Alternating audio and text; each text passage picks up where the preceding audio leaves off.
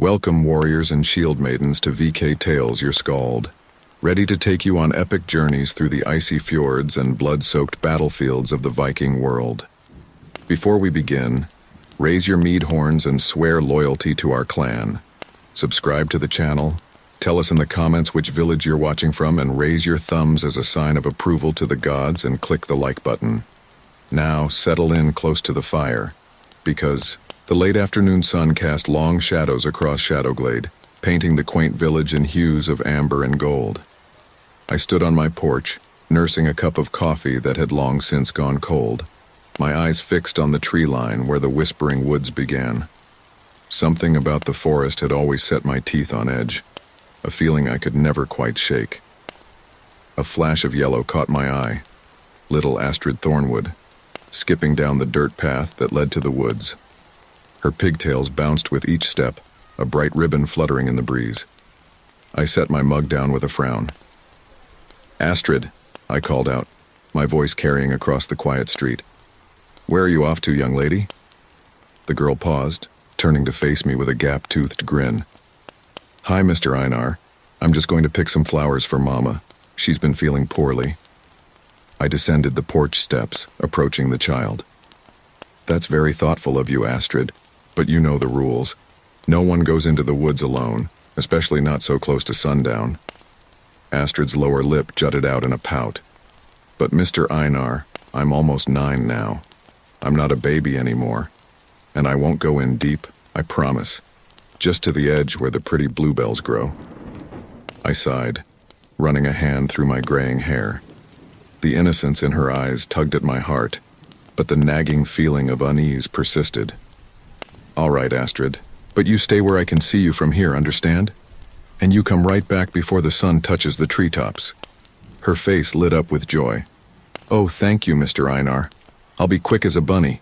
You'll see." As Astrid skipped away, I couldn't shake the sense of foreboding that settled over me like a shroud. I watched her small form grow smaller, yellow dress stark against the darkening woods. Just before she reached the tree line, she turned and waved. I raised my hand in return, forcing a smile I didn't feel. "Be safe, little one," I murmured as she disappeared into the forest. The minutes ticked by, stretching into an hour. The sun dipped lower, painting the sky in brilliant streaks of orange and pink. But there was no sign of Astrid. The unease in my gut twisted into full-blown anxiety. I paced the length of my porch, eyes scanning the wood's edge. "Come on, Astrid," I muttered. "Where are you?" As if in response, a cool wind swept through the village, carrying with it the scent of pine and something else, something ancient and unsettling. The trees at the forest's edge seemed to sway, their branches reaching out like gnarled fingers. That was it. I couldn't wait any longer. I strode down the street, my long legs eating up the distance to the Thornwood residence. I rapped sharply on the door, my knuckles whitening with the force of it. Mara Thornwood answered, her face pale and drawn. "Einar, what's wrong?" "Mara, is Astrid home?" I asked, already knowing the answer but clinging to a shred of hope. Mara's eyes widened. "No, I thought she was playing with the Miller kids. She's not with them?" I shook my head grimly. "I saw her enter the woods about an hour ago. She was supposed to come right back, but..." The color drained from Mara's face. "The woods?" No, she knows better than that. "Astrid." She brushed past me, calling her daughter's name with increasing desperation. "Mara, wait," I said, catching her arm. "We need to organize a search party, quickly before it gets dark." She nodded, her eyes brimming with tears. Yes, of course, I'll get Harold from the forge. Can you alert the others?" "Consider it done. We'll find her, Mara. I promise." As Mara hurried towards the village center, I jogged from house to house, pounding on doors and spreading the word. Within minutes, the quiet evening erupted into a flurry of activity. Villagers poured out of their homes, armed with lanterns, ropes, and grim determination. We gathered in the village square, a sea of worried faces illuminated by flickering lamplight. I climbed atop the old well to address the crowd. "Listen up, everyone. Young Astrid Thornwood has gone missing in the Whispering Woods. We need to form search parties and comb every inch of that forest. Stay together, watch each other's backs, and whatever you do, don't let the woods separate you." Harold Thornwood pushed through the crowd, his blacksmith's apron still tied around his waist. "Einar, my girl, she's just a child. The woods at night, it's not safe." I clasped his shoulder firmly. "We'll find her, Harold, but we need to move fast.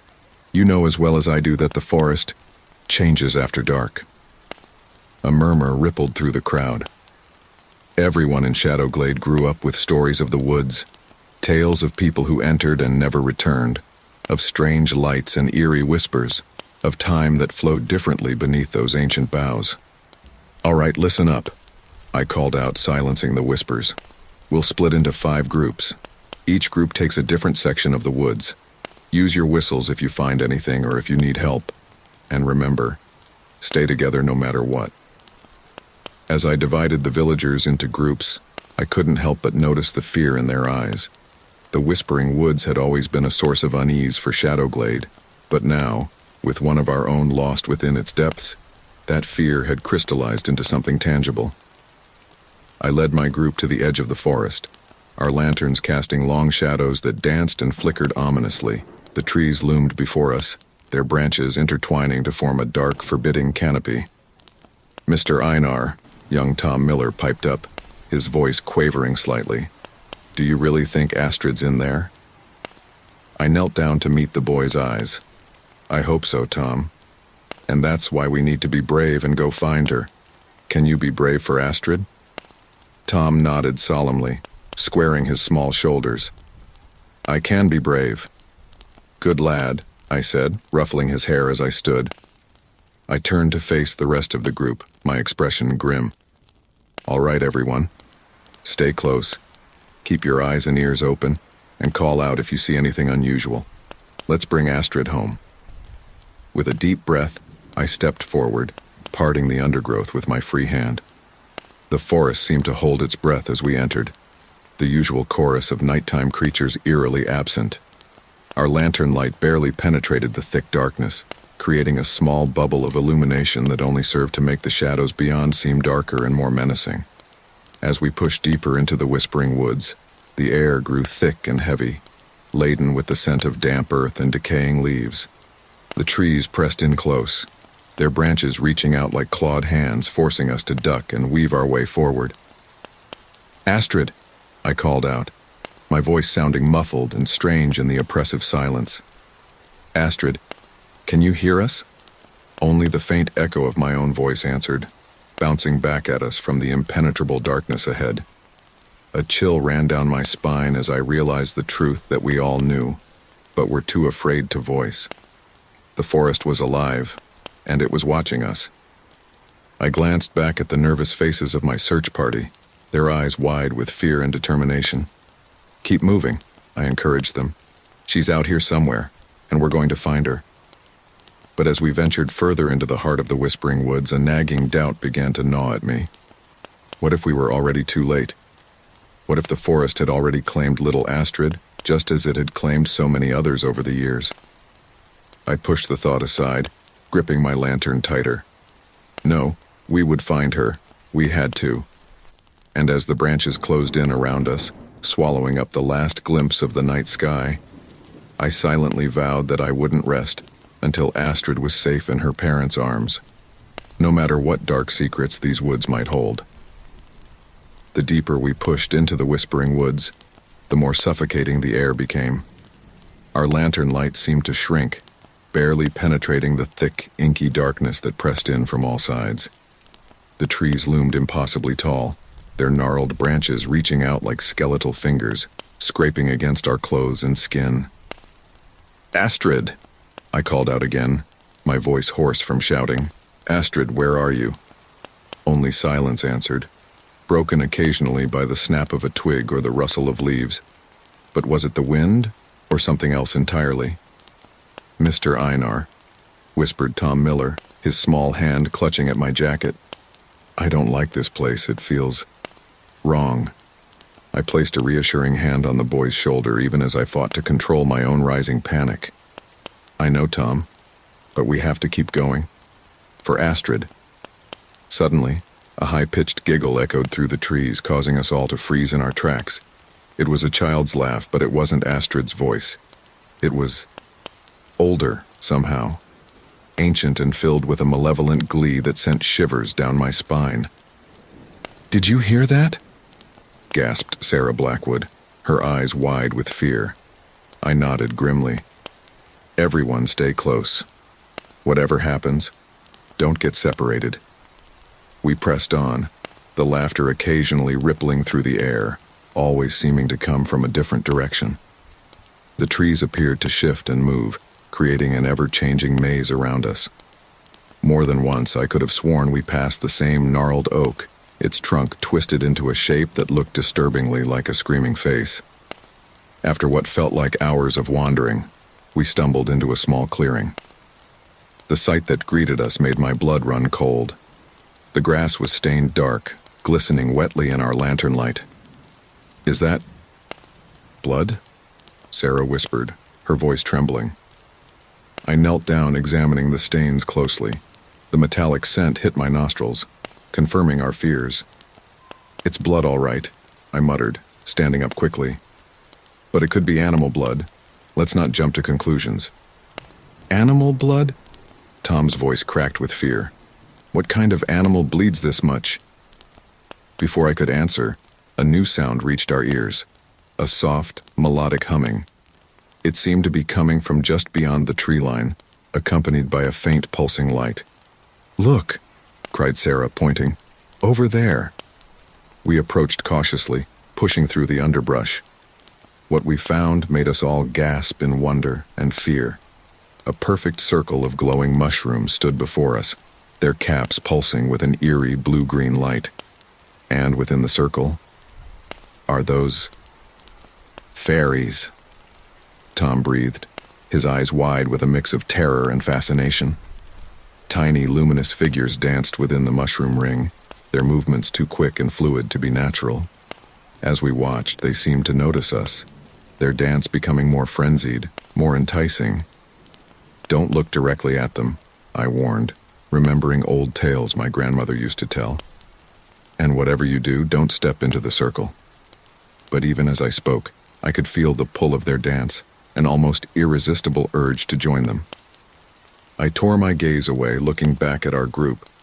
To my horror, I saw Sarah taking a step forward, her eyes glazed over. "Sarah, no!" I shouted, grabbing her arm and yanking her back just as her foot was about to cross the mushroom boundary. She blinked rapidly, shaking her head as if coming out of a trance. I'm sorry," she stammered. "I don't know what came over me." The laughter we'd heard earlier erupted again, this time clearly coming from the fairy ring.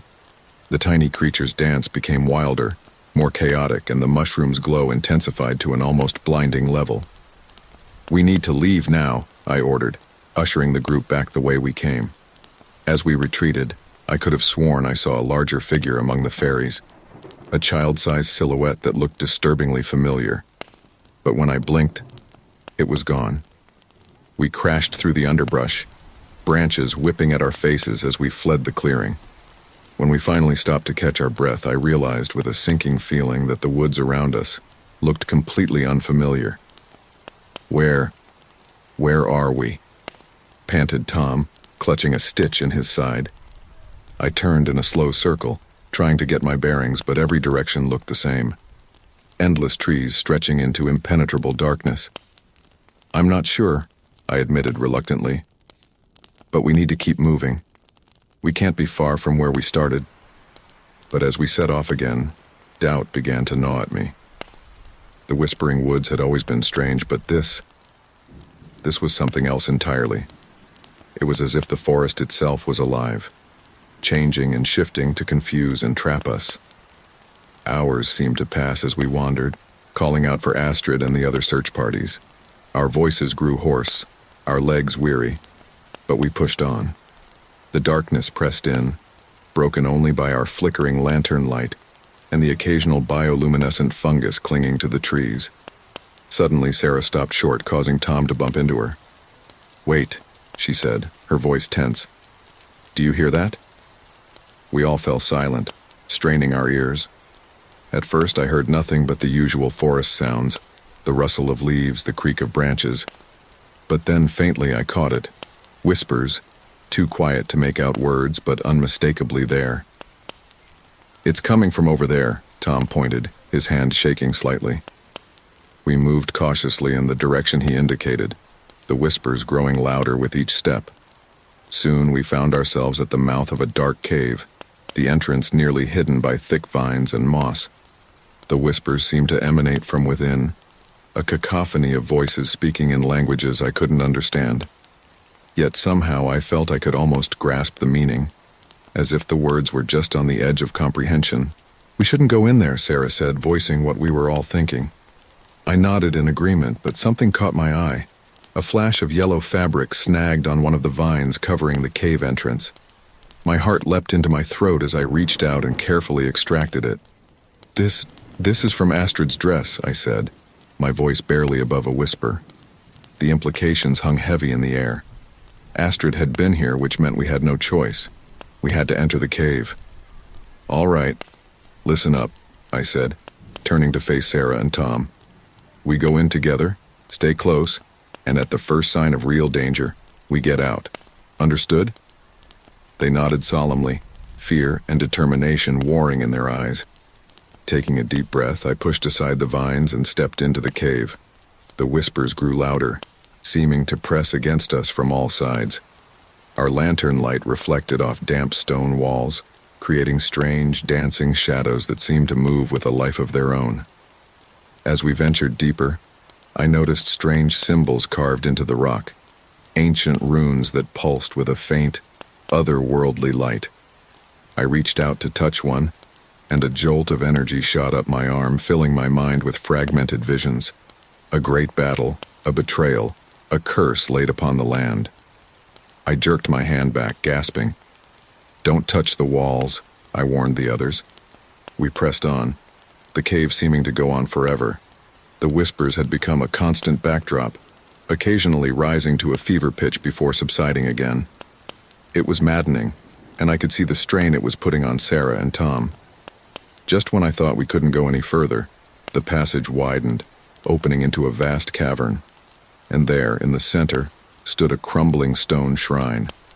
It was ancient, far older than anything I had ever seen in Shadowglade or the surrounding areas.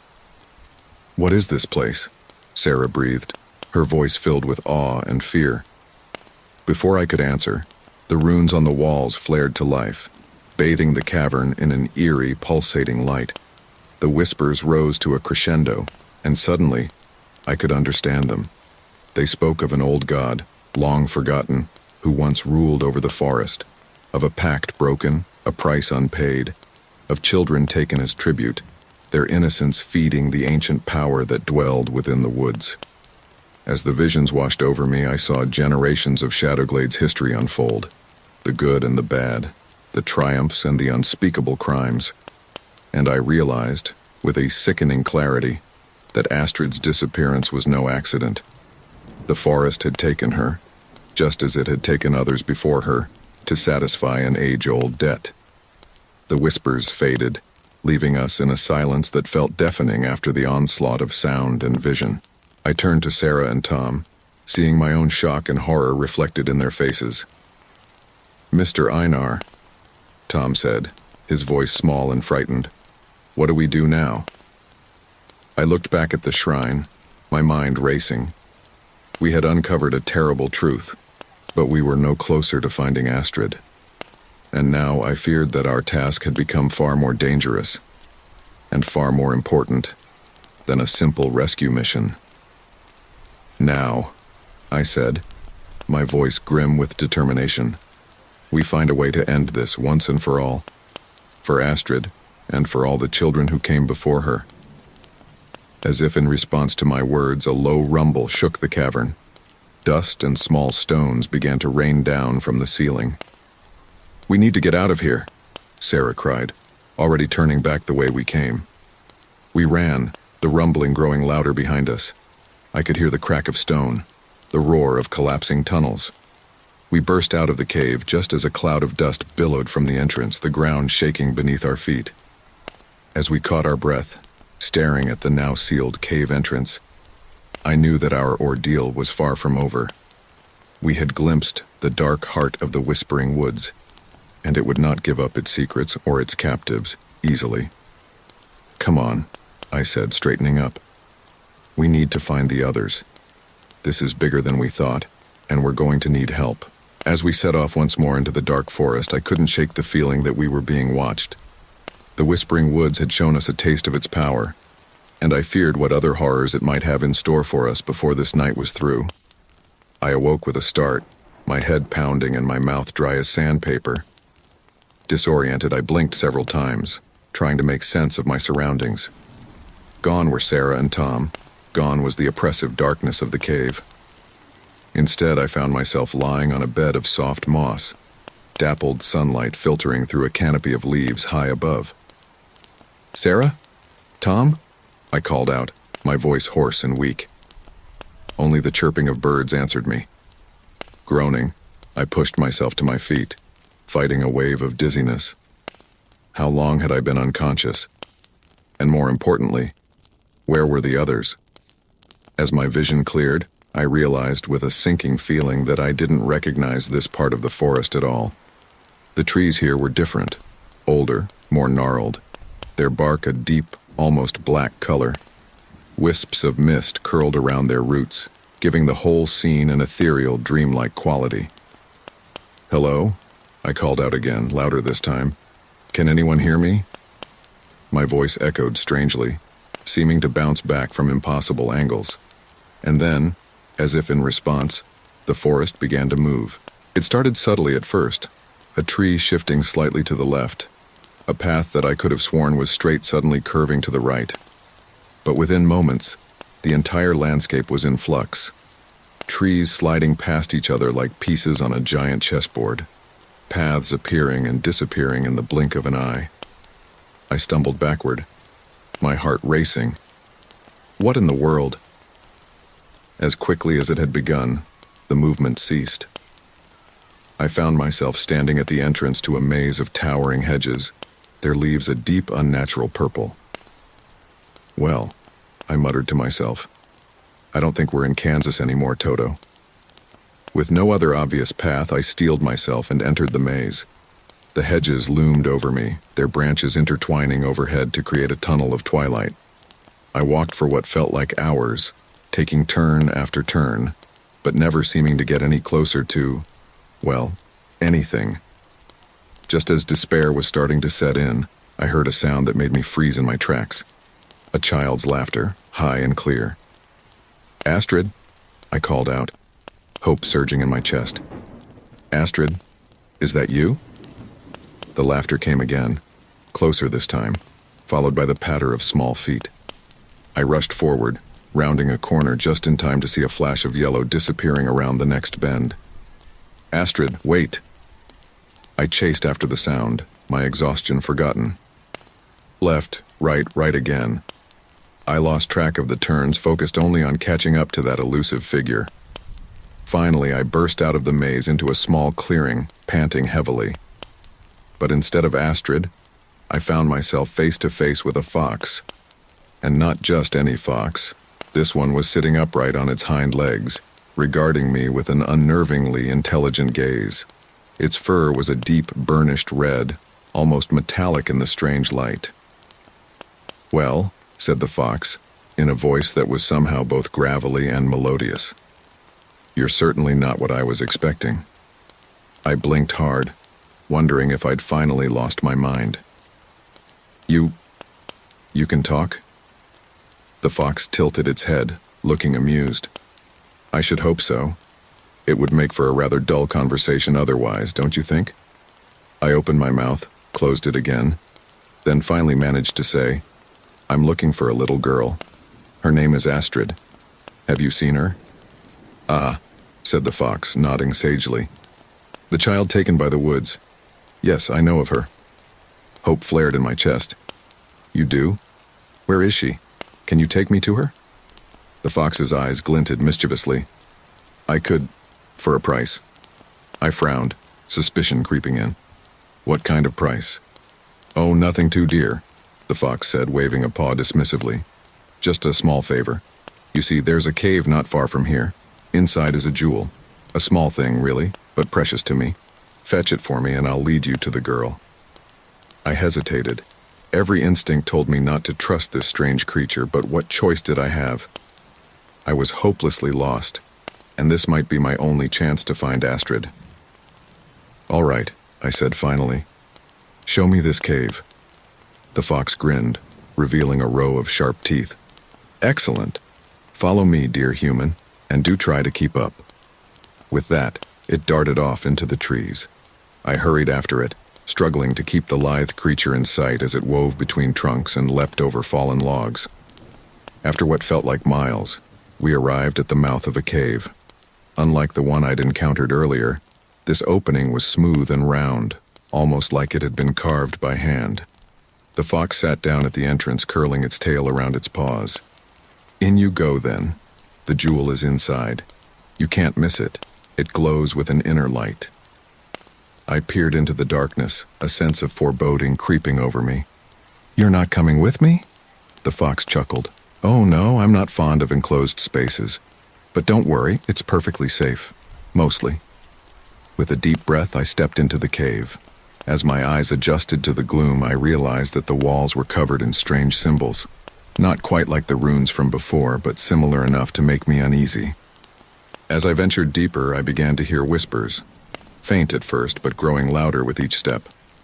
They seemed to be coming from the walls themselves, a cacophony of voices speaking in languages I didn't understand.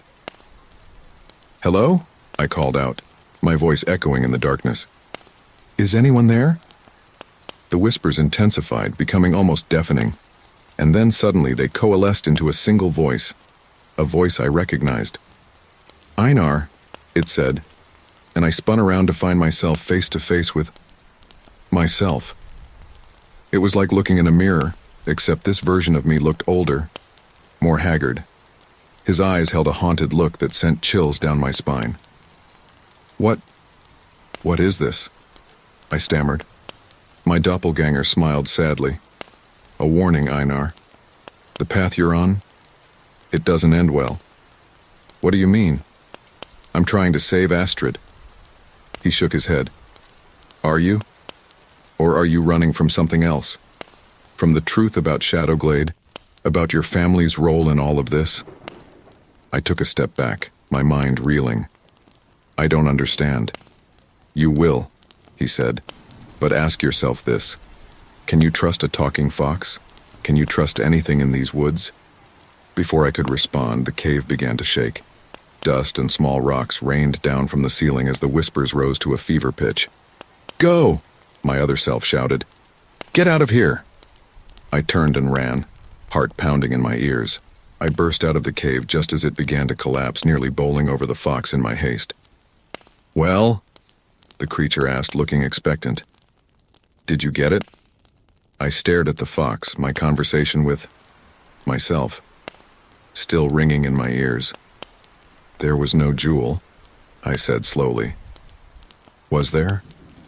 The fox's grin widened, revealing even more teeth than before. Clever human. No, there wasn't. But you did bring me something far more valuable. Confirmation. Confirmation of what? That you're the one we've been waiting for, of course, the one who can break the cycle. Before I could ask what it meant, the fox darted away, disappearing into the underbrush. I called after it, but it was gone as if it had never been there at all. I slumped against a tree, my head spinning. What had just happened? Was any of this real? Or had I gone mad? As if in answer, the forest around me began to shift again. Trees moved, paths realigned, and suddenly I found myself in a familiar clearing, the one with the fairy ring. But this time there was someone else there. A small figure, standing just outside the ring of glowing mushrooms. Astrid? I called out, hardly daring to hope. The figure turned and my heart leapt. It was her. But as I rushed forward, I realized something was wrong. Her eyes were glassy, unfocused, and there was a strange, ethereal quality to her movements. "Astrid," I said, kneeling down in front of her. "Astrid, it's me, Mr. Einar. Are you all right?" She looked at me, but it was as if she was seeing through me. When she spoke, her voice was distant, dreamlike. "The forest is angry," she said. "It wants what it's owed." "What does that mean, Astrid? What does the forest want?" Her gaze sharpened for a moment, focusing on me with an intensity that was almost painful. "It wants you, Mr. Einar. It's always wanted you." With those chilling words, she turned and stepped into the fairy ring. There was a flash of blinding light, and when my vision cleared, she was gone. I stared at the empty ring, my mind reeling. What did she mean? The forest wanted me. And how was I supposed to save her if I couldn't even trust my own senses? As the gravity of my situation settled over me, I realized that finding Astrid was only the beginning. To truly save her, to save all of us, I would need to unravel the mysteries of the Whispering Woods, confront the dark secrets of Shadowglade's past, and perhaps even face whatever ancient angry force lurked at the heart of this fractured reality. With a deep breath, I stood up, squaring my shoulders. "All right," I said to the silent forest around me. "You want to play games? Let's play. But remember, you're not the only one with secrets." As if in response, the wind picked up, rustling through the leaves with a sound that was almost like laughter. The next chapter of my journey was about to begin, and I had a feeling it would be the strangest and most dangerous yet. The forest seemed to pulse around me, alive with an energy I could almost taste. After Astrid's disappearance into the fairy ring, I found myself wandering aimlessly, my mind reeling from the bizarre encounters I'd experienced. The words of the fox and my doppelganger echoed in my head, along with Astrid's chilling proclamation, "It wants you, Mr. Einar. It's always wanted you." As I pushed through a particularly dense thicket, the ground beneath my feet suddenly gave way. With a startled yelp, I found myself sliding down a steep earthen tunnel. Darkness enveloped me as I tumbled deeper into the earth, my hands scrabbling uselessly against the slick walls. After what felt like an eternity, I landed with a thud on cold stone floor.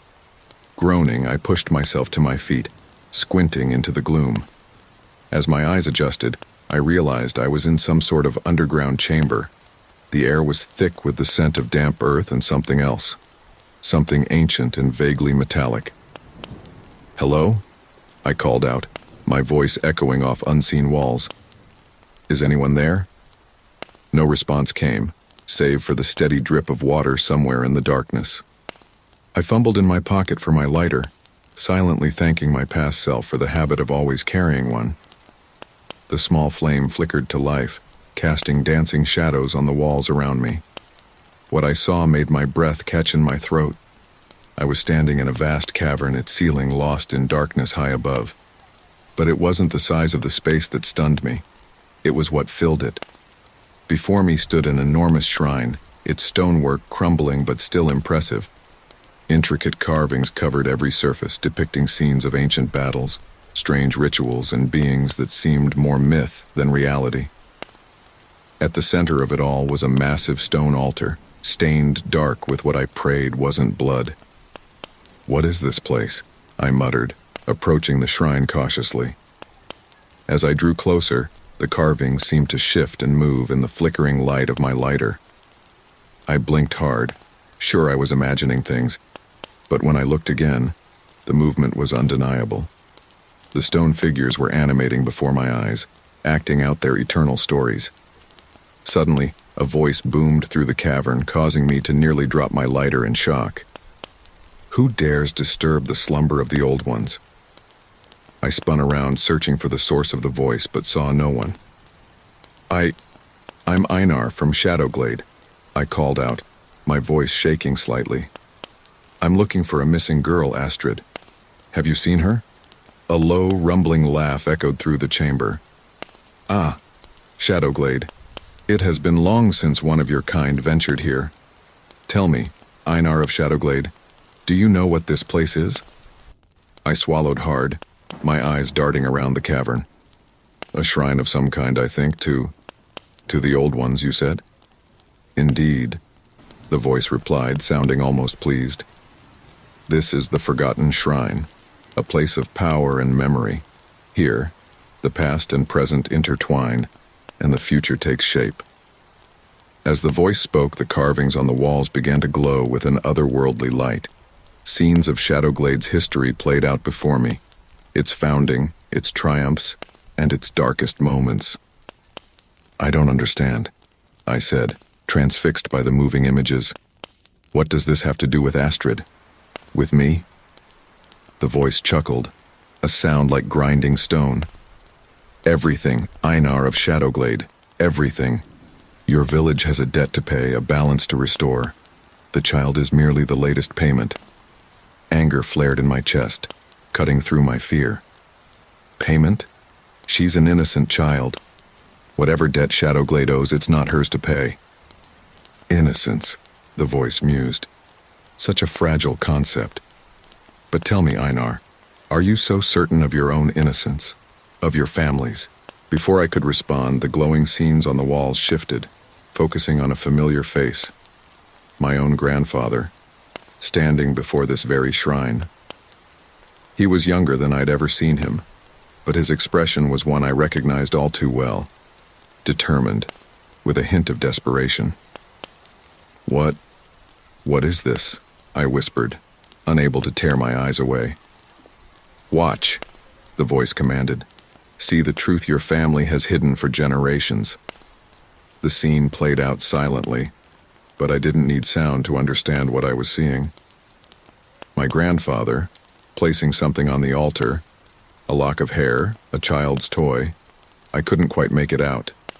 Then a flash of light, and his desperate expression melting into relief. No, I said, shaking my head in denial. This can't be real.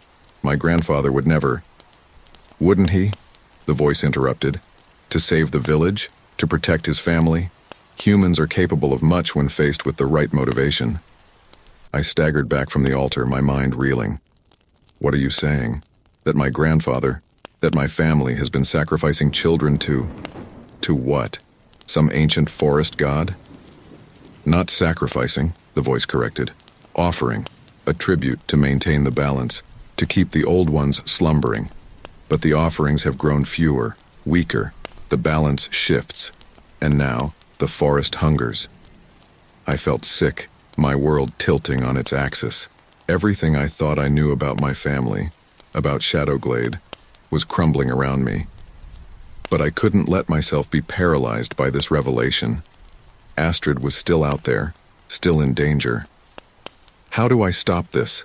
I demanded, forcing steel into my voice. How do I save Astrid and end this cycle? The cavern fell silent for a long moment. Then, slowly, a section of the shrine began to move, revealing a hidden compartment. Inside, nestled on a bed of dried leaves, was a small, unassuming object.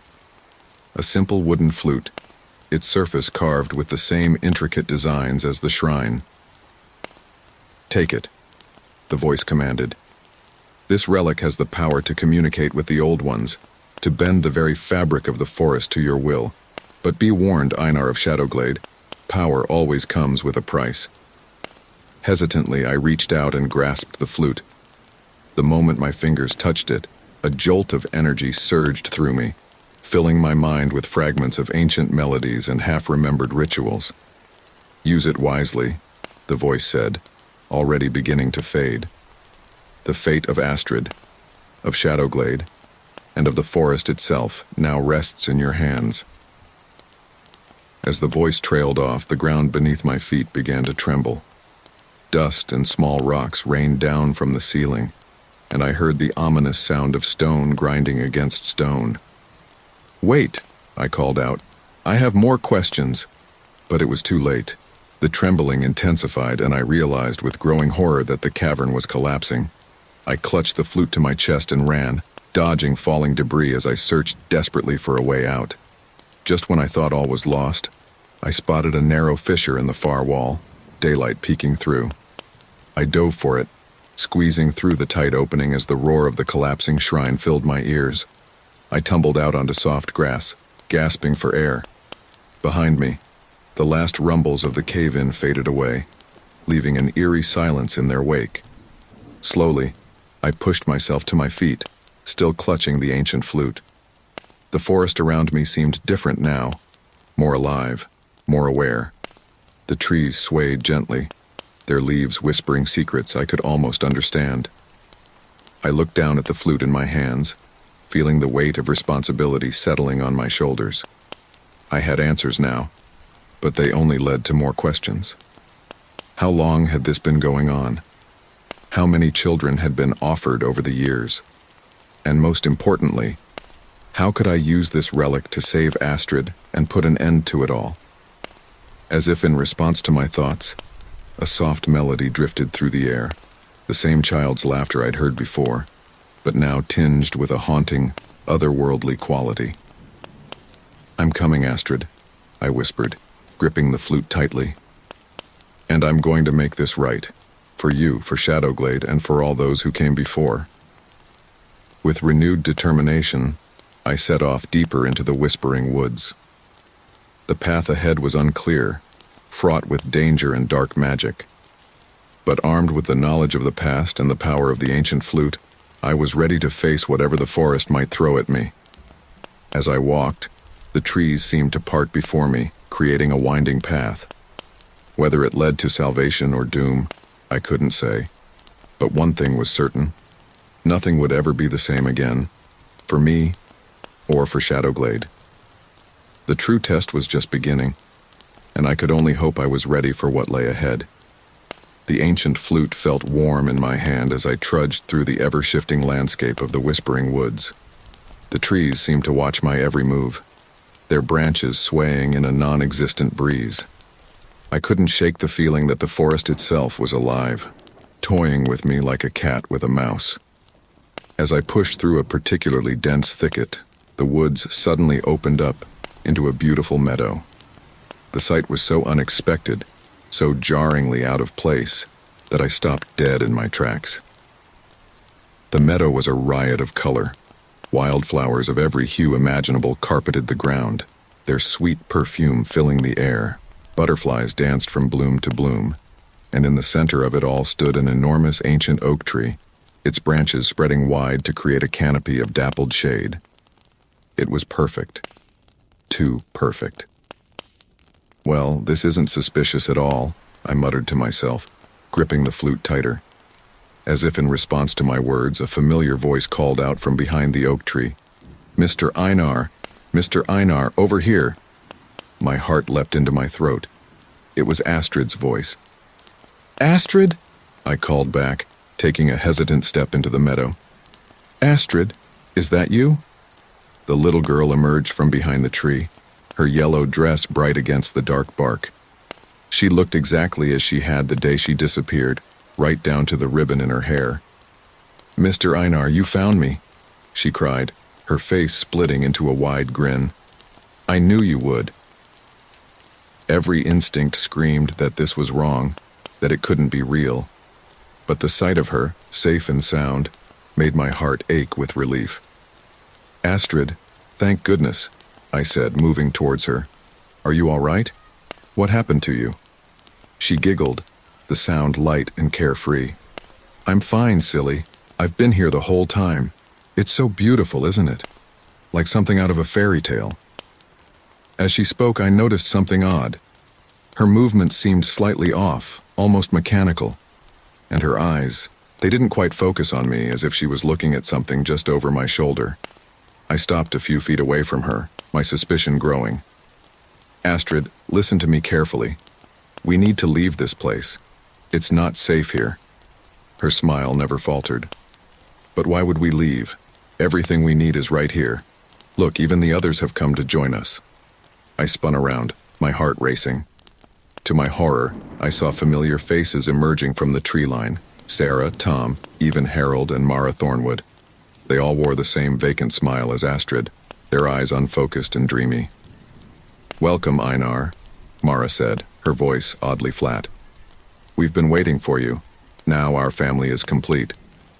This isn't real, I said, backing away slowly. None of you are real. Astrid's giggle turned into something darker, more sinister. Oh, but we are real, Mr. Einar. We're more real than anything else in this forest. And now that you're here, you can stay with us forever. As she spoke, the meadow began to shift. The colors became more vivid, almost painfully bright. The scent of the flowers grew cloying, overpowering. And the others? They began to change. Their features blurred, becoming indistinct, as if they were melting like candle wax. No, I growled, clutching the flute so tightly my knuckles turned white. This is an illusion, a trap. A slow clap echoed through the meadow and a new figure stepped out from behind the oak tree. It was tall and thin, with limbs that seemed too long for its body. Its face was a blank mask, featureless save for a wide Cheshire cat grin. "Bravo, Einar of Shadowglade," the creature said, its voice a discordant mix of tones. "You're sharper than most who wander into my little playground." The others had completely transformed now, becoming shadowy, amorphous beings that swayed and undulated like smoke. "Who are you?" I demanded, trying to keep my voice steady. "What have you done with the real Astrid?" The creature's grin widened impossibly. "I am the illusionist, the weaver of dreams, the architect of desire. As for your little friend, well, she's around here somewhere, probably. It's so hard to keep track of all the little morsels that wander into my web." Anger flared in my chest, cutting through my fear. "Let her go, let all of them go." The illusionist laughed, a sound like breaking glass. "Oh, but why would I do that? They're so much happier here in the worlds I've created for them. No pain, no fear, no responsibility. Just endless bliss." As it spoke, the illusion flickered, and for a moment I saw the truth. My friends and neighbors, suspended in a web of silvery threads, their eyes closed and faces peaceful. "You're trapping them in dreams," I said, horrified. "Dreams, nightmares, fantasies, whatever their hearts desire most." The illusionist replied with a shrug. "It's really quite merciful when you think about it. And now, Einar of Shadowglade, it's your turn. What world shall I craft for you? What desire lies deepest in your heart?" The meadow shimmered, transforming into a series of rapid-fire visions. I saw myself as a hero, celebrated by all of Shadowglade. I saw a world where my family's dark secrets had never existed. I saw Astrid, safe and sound, return to her parents. For a moment, I felt myself being drawn in, tempted by the promise of these perfect worlds. But then I remembered the weight of the flute in my hand, the responsibility I carried. "No," I said firmly, raising the flute to my lips. "I won't let you trap me or anyone else in your illusions." The illusionist's grin faltered for the first time. Now, let's not be hasty. That's a dangerous toy you're holding there. Wouldn't you rather just relax, let go of all your worries?" But I was done listening. Taking a deep breath, I began to play the flute. The melody came to me instinctively, a haunting tune that seemed to resonate with the very fabric of the forest. As the notes filled the air, the illusion began to crack. The vibrant colors bled away, revealing the true nature of our surroundings. A dark, misty glade, filled with twisted trees and thorny vines. The illusionist shrieked, its form wavering like a mirage in the desert. "Stop! You don't know what you're doing!" But I didn't stop. I poured everything I had into the music, my fear, my anger, my determination to save Astrid and the others. The flute grew hot in my hands, pulsing with an inner light. With a sound like shattering glass, the illusion collapsed entirely. The silvery webs dissolved, and one by one, the trapped villagers fell to the ground, gasping and disoriented.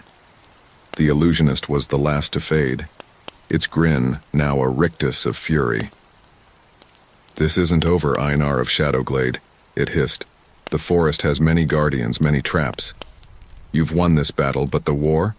Oh, the war has only just begun." With those ominous words, it vanished like smoke in the wind. I lowered the flute, my hands shaking. Around me, the villagers were slowly coming to their senses, looking around in confusion and fear. "Mr. Einar?" a small voice said. I turned to see Astrid, the real Astrid, her eyes clear and focused. What happened? Where are we?" I knelt down beside her, fighting back tears of relief. "It's okay, Astrid. You're safe now. We're going to get you home." As I helped the villagers to their feet, I knew that our ordeal was far from over. The illusionist's words echoed in my mind. The forest had many guardians, many traps, and somewhere out there, the true power behind all of this was waiting. But for now, we had won a small victory. As I led the group back towards what I hoped was the direction of Shadowglade, I clutched the flute tightly. It had saved us this time, but I couldn't help wondering, at what cost? And would its power be enough to face whatever lay ahead? The mist swirled around us as we made our way through the twisted trees. The whispering woods seemed quieter now, as if holding its breath, waiting, planning its next move in this deadly game. I looked back at the tired, confused faces of my neighbors and felt the weight of responsibility settle even heavier on my shoulders. Whatever came next, I had to be ready. For their sake, for Astrid's sake, for the sake of Shadowglade itself. As we walked, I softly hummed the melody I had played on the flute, letting its power guide us through the treacherous forest.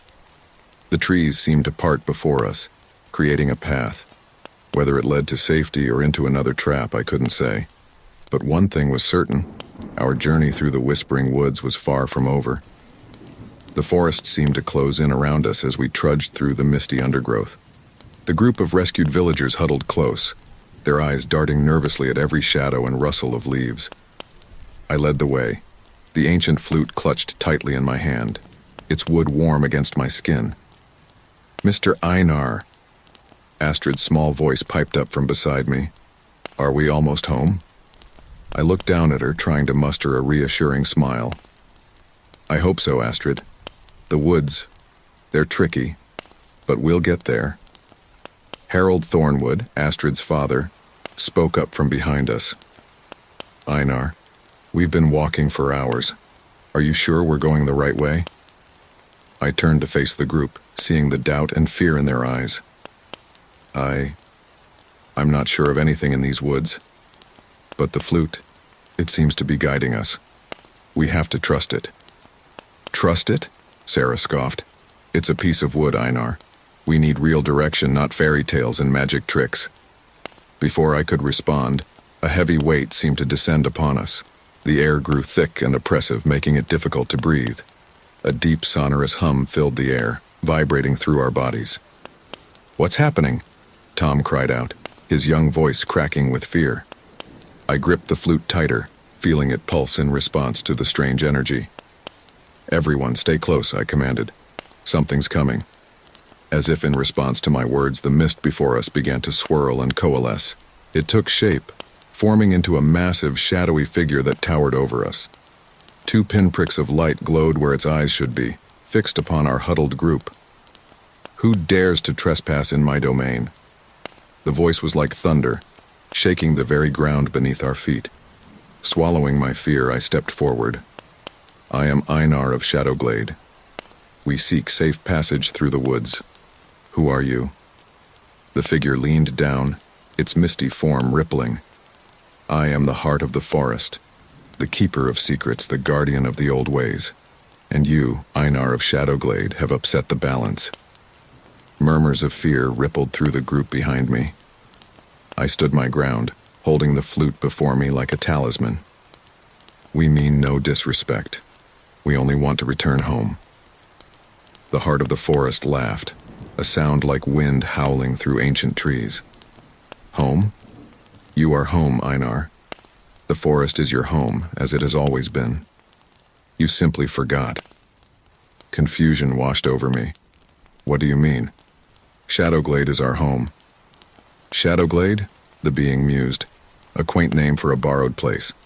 Your village exists because we allow it, a small concession in an age-old pact. But the pact has been broken, the balance disturbed." Memories of the visions I'd seen in the forgotten shrine flashed through my mind. The offerings, I said, my voice barely above a whisper. The children. Yes, the heart of the forest confirmed. A tribute freely given to maintain the separation between your world and ours. But the offerings have grown fewer, weaker. The veil thins. Anger flared in my chest.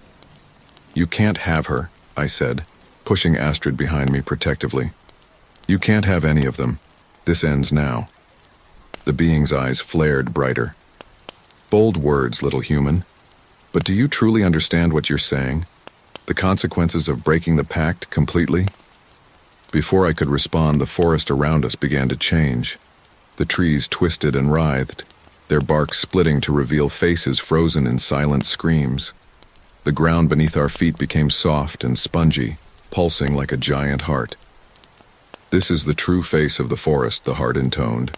The primal chaos that your ancestors sought to escape. Without the pact, without the balance, this is what awaits your world. Horror washed over me as I took in the nightmarish landscape. But then I felt a small hand slip into mine.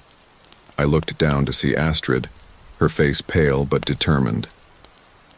We can't let it win, Mr. Einar, she said softly. We can't let it take any more children. Her words steeled my resolve.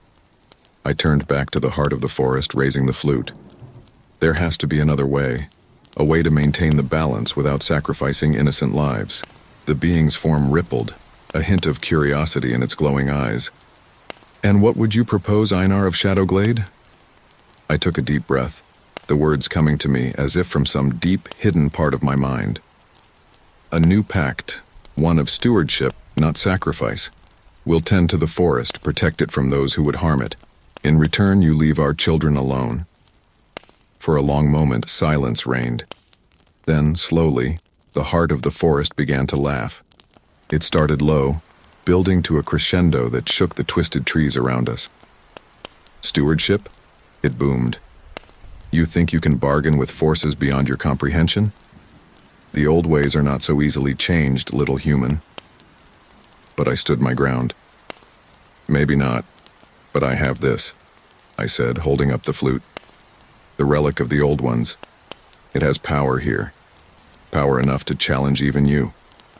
The being's laughter cut off abruptly. You dare to threaten me with that trinket? Not threaten, I said, my voice steadier than I felt. Offer an alternative. Work with us. Help us understand the forest's needs. Together we can find a balance that doesn't require the blood of innocence. The heart of the forest was silent for a long moment, its misty form swirling contemplatively. Finally it spoke. You are either very brave or very foolish, Einar of Shadowglade. Perhaps both.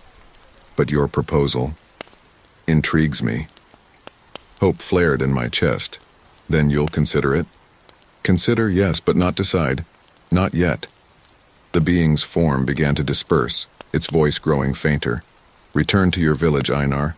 Speak with your people.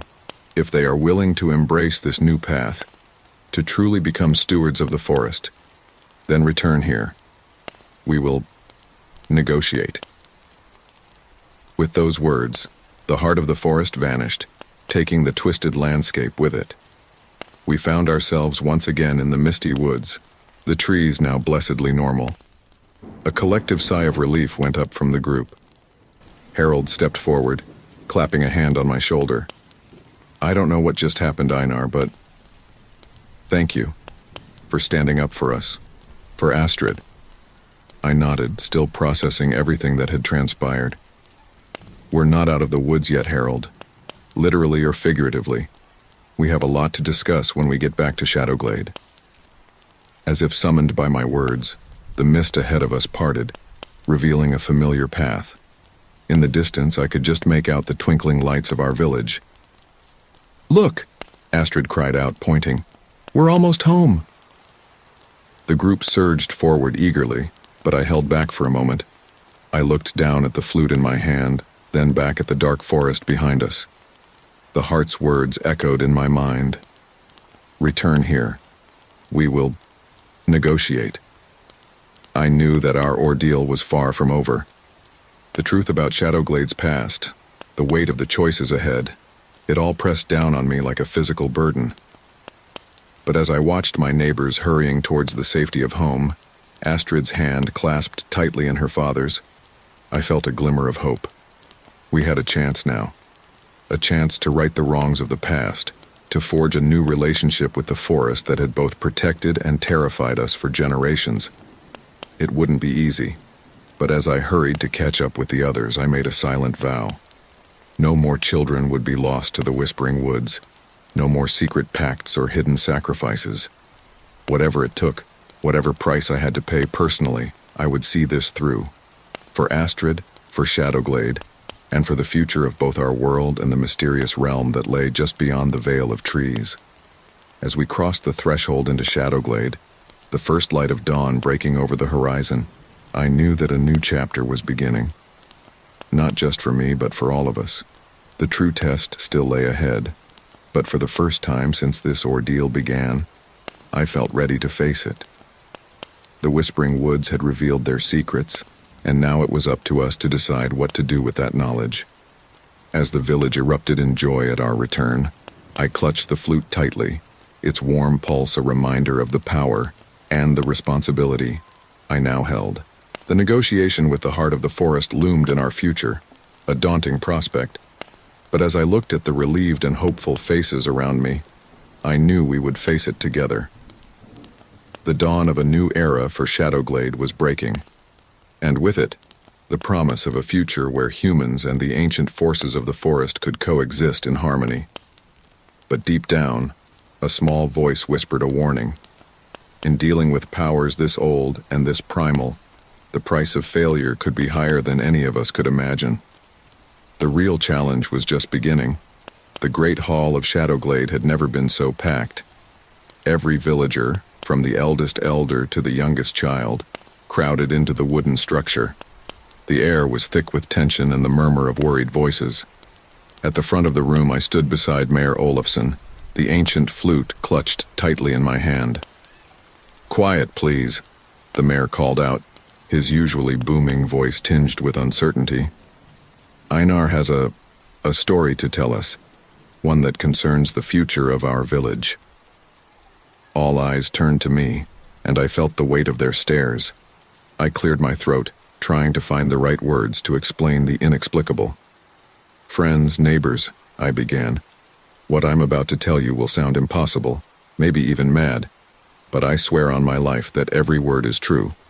Over the next hour, I recounted everything that had happened in the Whispering Woods. The forgotten shrine, the illusionist's trap, and finally, our encounter with the heart of the forest. I told them about the ancient pact, the terrible price our ancestors had agreed to pay, and the choice that now lay before us. As I spoke, I watched the faces of my fellow villagers. Shock gave way to disbelief, then to horror, and finally, to a grim understanding. When I finished, the hall was silent for a long moment. Then, predictably, the shouting began. "You expect us to believe this nonsense?" Old Gunnar bellowed from the back. "It's true," Astrid piped up, her small voice carrying over the din. "I was there. Mr. Einar saved us all." Harold Thornwood stood up, his face pale but determined. "I saw it too, the thing in the forest. It was real." Mayor Olafsson raised his hands, calling for quiet. "Please, let's hear Einar out. What exactly is this choice you say we face?" I took a deep breath. The heart of the forest has agreed to negotiate a new pact, one that doesn't require sacrifices. Instead, we would become stewards of the forest, protecting it and living in harmony with it. "And if we refuse?" Sarah called out, cradling her newborn son protectively. I met her eyes, wishing I had better news. "Then the old pact remains, and the forest will come for its tribute again." A collective shudder ran through the crowd. Mayor Olafsson stroked his beard thoughtfully. "This stewardship, what exactly would it entail?" "I'm not entirely sure," I admitted. "That's what we need to negotiate. But I believe it would mean learning the ways of the forest, its needs and cycles, defending it against those who would exploit or destroy it. So we'd become what, tree huggers? Tom's father scoffed. Glorified gardeners for some supernatural forest? I felt a flash of anger. We'd become protectors of our home, guardians of a power we've barely begun to understand, and we'd ensure that no more children are lost to the woods. That silenced the room again. Mayor Olafson nodded slowly. It's a lot to take in. Perhaps we should take some time to... But he was cut off by a sudden gust of wind that howled through the hall, extinguishing the torches and plunging us into darkness. When the light returned, a familiar misty figure loomed in the center of the room. Screams erupted as villagers scrambled back. I stepped forward, the flute humming in my hand. "Heart of the forest," I said, trying to keep my voice steady. "We haven't decided yet." The being's eyes, pinpricks of ethereal light, swept across the room. "Time grows short, mortals. The balance shifts. Choose now, or the choice will be made for you." Mayor Olafson, to his credit, stood his ground. "Now see here," he blustered. "You can't just barge in and demand." The heart's form swelled, filling the hall with roiling mist. "I can and I will, little chieftain. Your ancestors understood the power they dealt with. Do you?" As if to emphasize its point, the wooden beams of the hall began to groan and twist, sprouting leaves and branches before our eyes. "Stop!" I shouted, raising the flute. "We'll choose. Just give us a moment." The being subsided slightly, its misty form condensing. "Speak quickly, Einar of Shadowglade. My patience wears thin." I turned to face my fellow villagers, seeing fear and confusion on their faces. But I also saw determination, especially in the eyes of the parents who clutched their children close. "Listen to me," I said, my voice carrying across the now silent hall. "I know this is frightening. I know it goes against everything we've believed about our village and our history. But we have a chance here. A chance to end the cycle of fear and loss that's haunted Shadowglade for generations." I held up the flute. "This relic gives us power in the forest. Not dominion, but a voice. A seat at the table. We can forge a new relationship with the woods, one built on mutual respect and protection, rather than terror and sacrifice." Harold stood up, Astrid clutching his hand. "I say we do it. For our children. For their future." Murmurs of agreement began to ripple through the crowd. But there were still doubters. "And what happens when this thing decides it wants more?" Gunnar demanded. "How do we know it'll keep its word?" I turned to the heart of the forest. "Will you swear to honor this new pact? To never again take our children or demand human sacrifice?" The being's form rippled. "Oaths have power in the old ways. If you uphold your end, becoming true stewards of the forest, then yes. I so swear." A collective gasp went up from the villagers. Mayor Olafson stepped forward. "Then I think we have our answer. All in favor of accepting this new pact, say aye." The response was not unanimous, but it was overwhelming. A chorus of ayes echoed through the hall. I nodded, feeling a mix of relief and trepidation. "Then it's decided. We accept your offer," I said to the heart of the forest. "We will become stewards of the Whispering Woods." The misty being seemed to grow, its voice resonating through the hall. "So be it. The pact is made. But know this, mortals. The path you have chosen will not be easy. The forest will test you, challenge you, change you. Are you prepared for what lies ahead?" I looked around at my fellow villagers, seeing determination mingled with fear on their faces. Then I met Astrid's eyes, seeing hope there, and felt my resolve strengthen. "We are," I said firmly. "Shadowglade has always been a village of survivors. We'll face whatever challenges come our way, together." The heart's form began to dissipate. "Then let the new era begin. When the moon is full, come to the heart of the woods. Your first lesson awaits." With that, the being vanished, leaving behind only a lingering mist and the scent of wild roses. The hall erupted into chaos, everyone talking at once. Mayor Olafsson called for order, but I barely heard him. My mind was already racing, thinking of the enormous task that lay ahead. As the villagers began to file out, still buzzing with excitement and fear, Astrid tugged at my sleeve. "Mr. Einar," she said, her eyes wide, "what do you think the forest will teach us?" I knelt down beside her, managing a small smile. "I don't know, Astrid, but I think we're about to embark on the greatest adventure Shadowglade has ever known." Looking out over the village, I could almost feel the change in the air.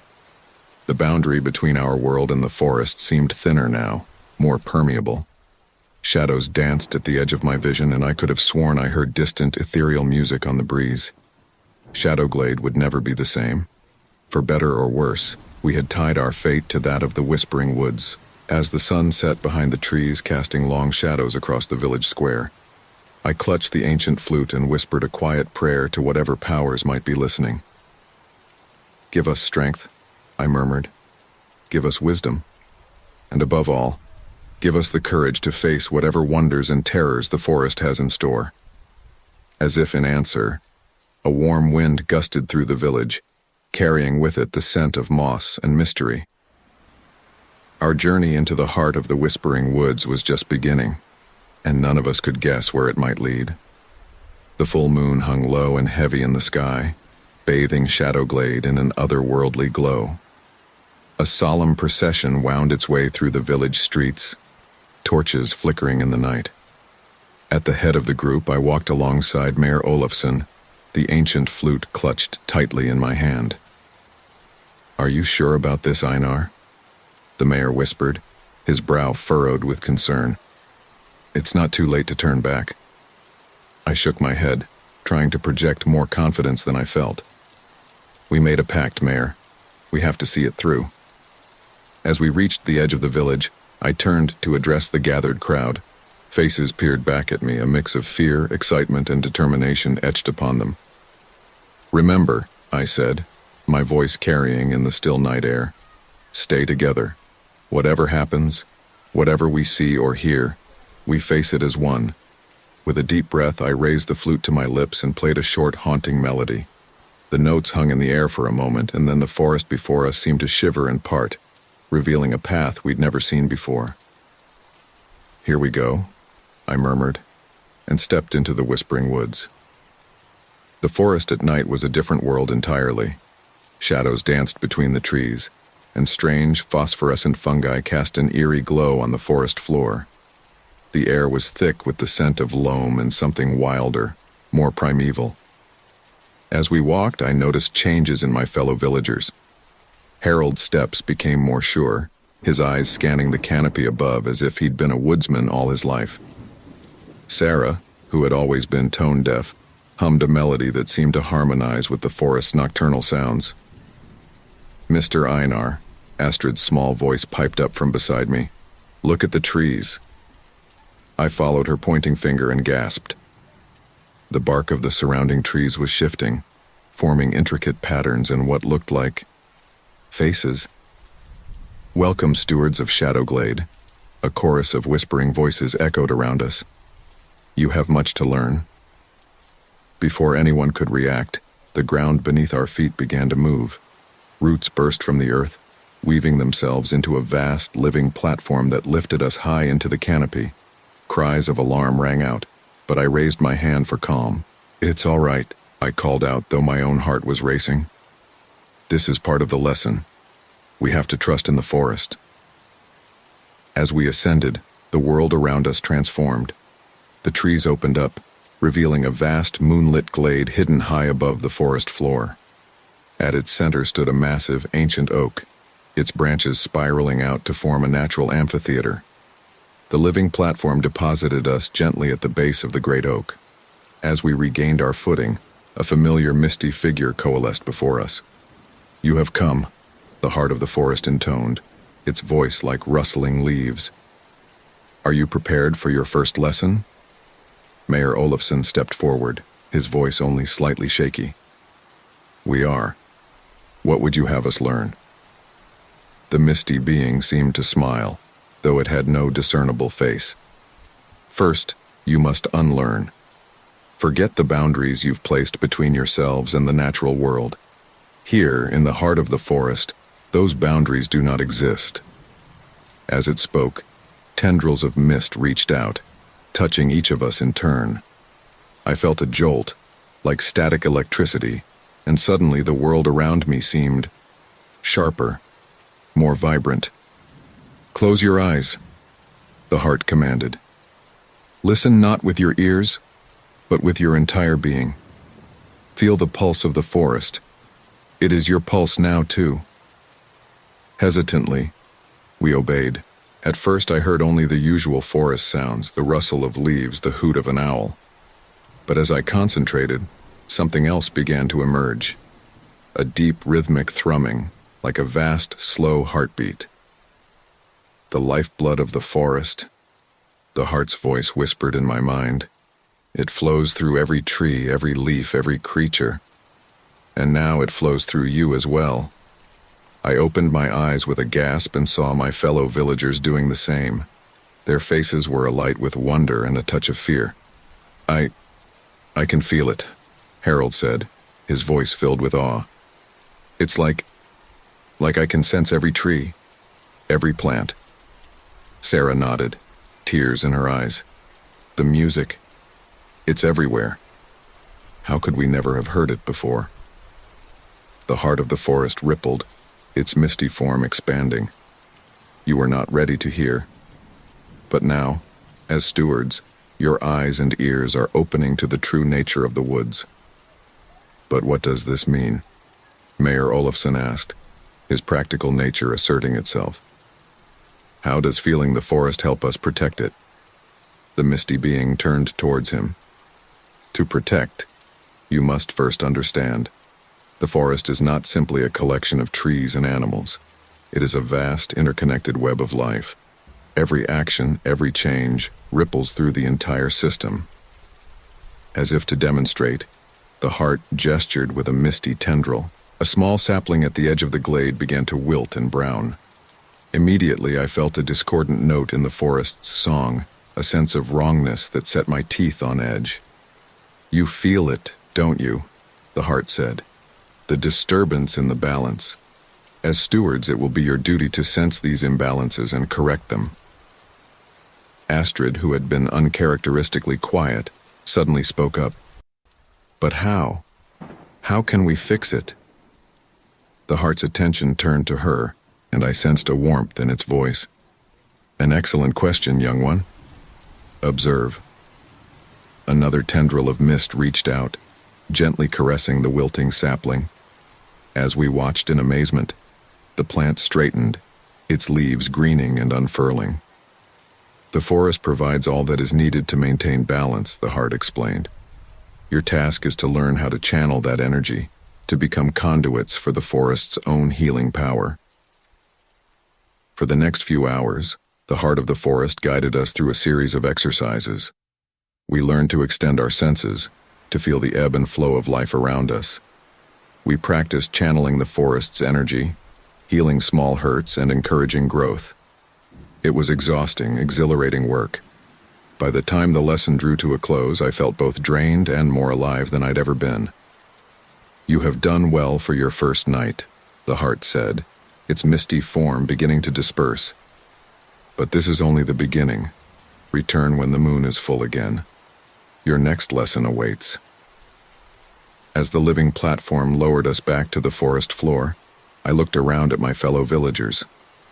They were tired, yes, but there was a new light in their eyes, a sense of purpose and connection that hadn't been there before.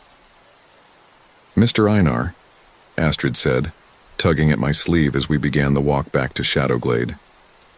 Do you think we'll be good stewards? I smiled down at her, feeling a surge of pride and hope. I think we will, Astrid. It won't be easy, but I think we're up to the challenge. As we emerged from the whispering woods, the first light of dawn was breaking over the horizon. Shadowglade looked different somehow, or perhaps it was us who had changed. Mayor Olafsson cleared his throat. Well, I suppose we should call a village meeting, discuss what we've learned and how to move forward. I nodded but held up a hand. Tomorrow, Mayor. For now, I think we all need rest and time to process what we've experienced. As the villagers dispersed, heading to their homes with murmured goodnights and expressions of wonder, I found myself lingering at the edge of the forest. The ancient flute hummed softly in my hand, resonating with the new awareness I could feel thrumming through my veins. A rustling in the underbrush caught my attention.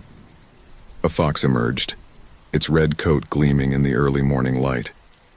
It looked at me with startlingly intelligent eyes, and I could have sworn it nodded before slipping back into the shadows.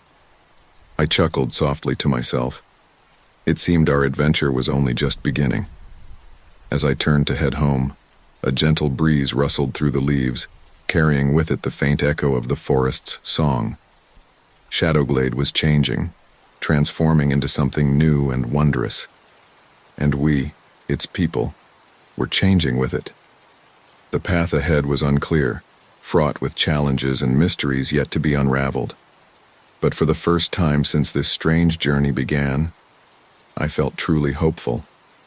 We were no longer simply villagers living on the edge of a mysterious forest. We were stewards, guardians of an ancient and powerful realm. And somehow I knew that this was only the first step in a much greater adventure. As I drifted off to sleep that morning, my dreams were filled with whispering trees, dancing shadows, and the pulsing heartbeat of the forest. In those dreams, I saw glimpses of what might be. A future where Shadowglade and the whispering woods existed in perfect harmony, where the boundary between village and forest blurred until they were one and the same. But I also saw darker visions, challenges yet to come, forces that would test our newfound connection to the forest. We had taken our first steps on this new path, but the journey ahead would be long and fraught with danger. Yet even in sleep, I felt the reassuring presence of the forest, a vast and ancient power that now flowed through all of us. Whatever lay ahead, we would face it together. The people of Shadowglade and the spirit of the Whispering Woods, united in a bond as old as time itself. The first lesson was complete, but our education as stewards had only just begun, and as the sun rose higher in the sky, casting dappled shadows through the leaves, Shadowglade slept, resting, healing, and preparing for the transformations yet to come. The weeks following our first lesson in the Whispering Woods were a time of profound change for Shadowglade. The village hummed with a new energy, as if the very air had been infused with the forest's magic. Everywhere I looked, I saw signs of our growing connection to the woods. Harold Thornwood, once a simple farmer, now spent his days tending to a grove of ancient oaks at the village's edge, his fingers trailing lovingly over their gnarled bark. Sarah, the baker's wife, had taken to singing as she worked, her voice weaving complex harmonies that seemed to make her bread rise higher and taste sweeter than ever before. Even the children had changed. They played new games, mimicking the movements of forest creatures with uncanny accuracy. Young Tom had developed an almost supernatural ability to predict the weather, his forecast more reliable than the old farmer's almanac. As for me, I found myself spending more and more time at the forest's edge, the ancient flute never far from my hand. I was learning to interpret the subtle changes in the wood's song, to feel the ebb and flow of its vast, interconnected life. It was on one such day, as I sat meditating at the forest's border, that I felt a discordant note in the usual harmony, a sense of wrongness, of imbalance that set my teeth on edge. I opened my eyes with a start, scanning the tree line. Nothing seemed amiss, but the feeling persisted, a nagging itch at the back of my mind. "Mr. Einar?" Astrid's voice broke through my concentration. She came running up, her face flushed with excitement. "Did you feel that? The forest, it's trying to tell us something." I nodded, getting to my feet. "I felt it too, Astrid. Something's not right." "Should we go in and check?" she asked, her eyes bright with a mixture of fear and anticipation. I hesitated. Our next official lesson with the heart of the forest wasn't for another week, but the sense of wrongness was growing stronger by the minute. Go fetch your father and Mayor Olafsson, I said. Tell them to meet me here. We may need to make an unscheduled trip into the woods. As Astrid scampered off, I turned back to the forest, raising the flute to my lips. The melody that emerged was questioning, probing. I sent it out into the woods like a sonic scout, hoping for some clue as to what was amiss. The response came not in sound, but in a sudden gust of wind that carried with it the scent of decay and something else, something chemical and deeply out of place. By the time Harold, Mayor Olafsson, and a handful of other villagers arrived, my unease had grown into full-blown alarm. "What's this about, Einar?" the mayor asked, his brow furrowed. Astrid said something about the forest being in trouble. I nodded grimly. There's a disturbance. I can't pinpoint it, but it feels wrong. Unnatural. Harold closed his eyes for a moment, then nodded. I feel it too, like a sour note in the forest's song. Then we have no choice, I said, straightening my shoulders. We need to investigate. The mayor looked uncertain. Is that wise? We've only had one lesson. Perhaps we should wait for the heart of the forest to guide us. We're stewards now, I reminded him. It's our responsibility to act when the forest is in danger. We can't always wait for guidance. After a moment's hesitation, he nodded. Very well. Lead the way, Einar.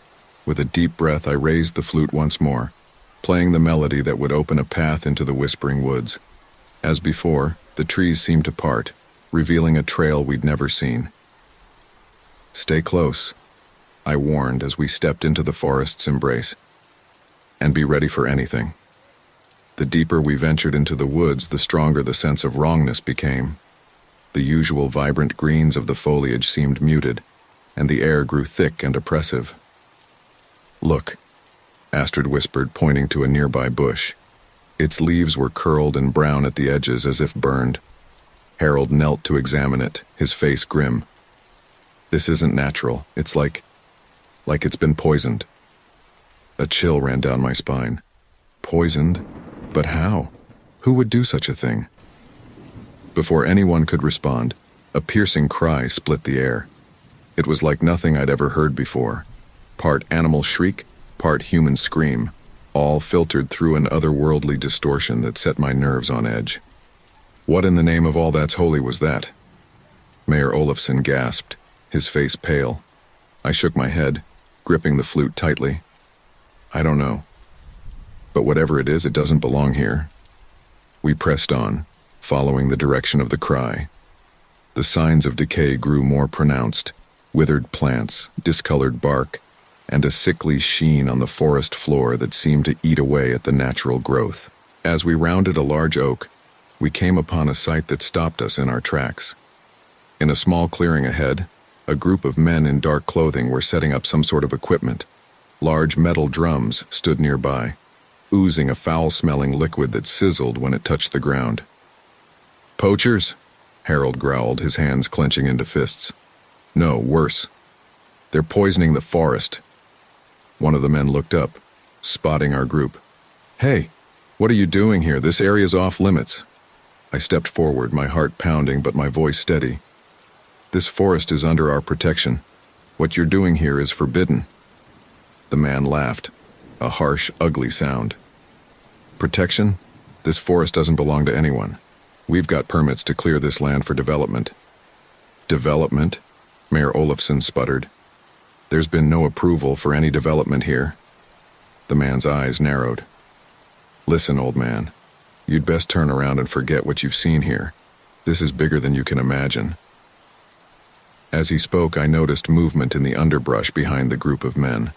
Something large was lurking there, something that didn't move like any animal I'd ever seen. Suddenly, that unearthly cry split the air again, much closer this time. The men whirled around, fear replacing their bravado. What the hell is that thing? One of them shouted, reaching for a weapon. From the shadows emerged a creature that defied description. It was as if the forest itself had come alive, twisting vines and bark and leaves into a vaguely humanoid shape. But where its face should have been, there was only a swirling vortex of mist and shadow. A forest spirit, I breathed, awe and terror warring in my chest. Corrupted by the poison. The creature lurched forward, its movements jerky and unnatural. The men scattered, shouting in panic. One of them knocked over a drum in his haste to flee, spilling more of the caustic liquid across the forest floor. "We have to do something," Astrid cried, tugging at my sleeve. "The poison is hurting it." I nodded, raising the flute to my lips. The melody that poured forth was one of healing and purification, a song I didn't know I knew until that moment. The other villagers joined in, their voices harmonizing with the flute's notes. As our song filled the clearing, a change came over the corrupted spirit. Its movements became smoother, more fluid. The swirling vortex of its face began to calm, revealing glimpses of a more natural form beneath. But our efforts weren't enough. The spirit was still in pain, still twisted by the poison that had seeped into the very soil. "It's not working," Harold shouted over the music. "There's too much damage." In that moment of desperation, I felt a presence in my mind, ancient, vast, and familiar. "The heart of the forest," I gasped. "It's here." A misty tendril emerged from the trees, wrapping around the flute in my hands. I felt a surge of power, of knowledge flowing through me. Without conscious thought, my fingers moved over the flute, playing a melody more complex and beautiful than anything I'd ever heard.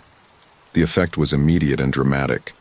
A wave of green energy pulsed out from where I stood, washing over the clearing.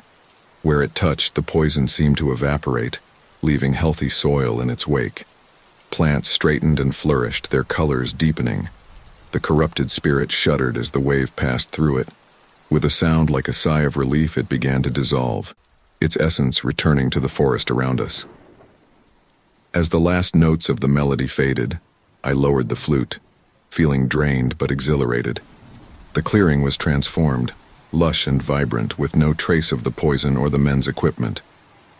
"By all that's holy," Mayor Olafsson whispered, looking around in awe. "What just happened?" "We fulfilled our duty as stewards," I said, my voice hoarse. "We protected the forest." Harold nodded, a fierce pride in his eyes. "And we've uncovered a threat. Those men, whoever they were, they'll be back." "Then we'll be ready for them," I said firmly. "We know what we're capable of now. We won't let them destroy our home." As we made our way back to Shadowglade, I could feel a change in the forest around us. The trees seemed to lean in closer, their leaves brushing against us in what felt like gestures of gratitude. The forest's song was stronger now, more vibrant, and we were all a part of it. But beneath the triumph of the moment, a current of unease ran through me. We had won this battle, but I sensed it was only the beginning of a larger conflict. Who were those men? What was this development they spoke of? And how far would they go to achieve their goals? As we emerged from the Whispering Woods, the sun setting behind us, I knew that our role as stewards had just become far more complicated and far more vital. Shadowglade stood on the brink of a war it didn't even know was coming. A war between the ancient magic of the forest and the destructive force of unchecked progress. Looking at the determined faces of my fellow villagers, I felt a glimmer of hope. We had changed, grown stronger, more connected to the land we called home. Whatever challenges lay ahead, we would face them together.